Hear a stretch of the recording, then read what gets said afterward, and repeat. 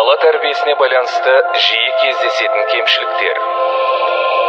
Егер балаңыз тым тұйық, әрі өтірікті көп айтатын болса, онда сіз балаңыздың әрбір қателік үшін қатаң жаза қолданып, оның өткен қателіктерін жиі есіне салатын болуыңыз мүмкін.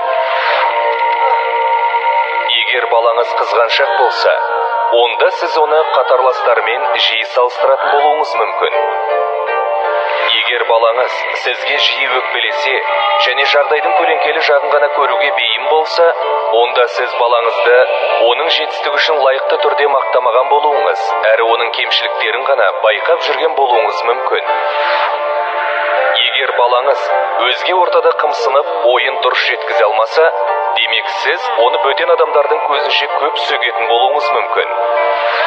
Егер балаңыз қорқақ болса, онда сіз оны шектен тыс қорғаштайтын және оған кішігірім қиындықтардан өзіңіздің көмегіңізсіз өтуіне мүмкіндік бермейтін болуыңыз мүмкін.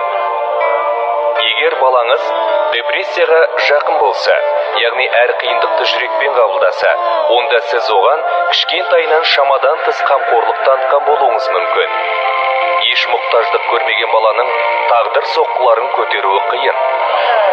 Егер балаңыз өзін өзгелерден төмен санайтын болса, онда сіз оған көбіне өздігінен шешім қабылдауына мүмкіндік бермейтін болуыңыз мүмкін.